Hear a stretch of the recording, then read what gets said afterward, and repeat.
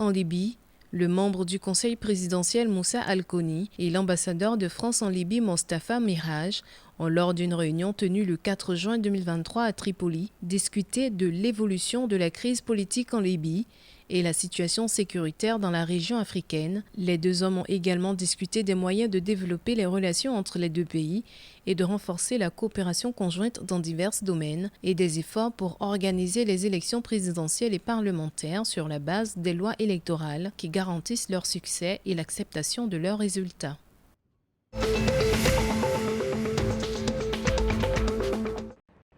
Selon le S&P Global Egypt Purchasing Managers Index, publié le 5 juin 2023, les entreprises égyptiennes du secteur privé non pétrolier ont connu une baisse plus modérée de leurs conditions d'exploitation en mai 2023. Le rapport révèle également que les pressions inflationnistes se sont atténuées par rapport au sommet pluriannuel observé vers la fin 2022 et début 2023.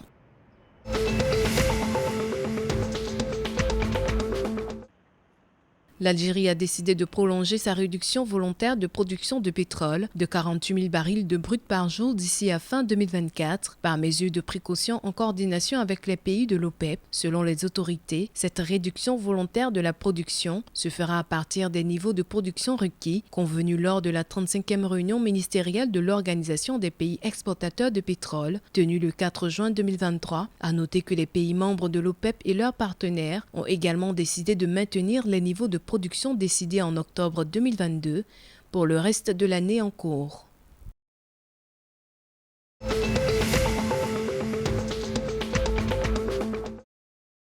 Selon un rapport de la Banque centrale tunisienne, publié le 5 juin 2023, les recettes touristiques dans le pays d'Afrique du Nord ont atteint 1,7 milliard de dinars, soit une hausse de 57,7% durant les 5 premiers mois de l'année par rapport à la même période en 2022. Le même rapport indique que les revenus du travail cumulés ont également connu une légère hausse, atteignant 6%, soit 3,1 milliards de dinars à la fin mai 2023.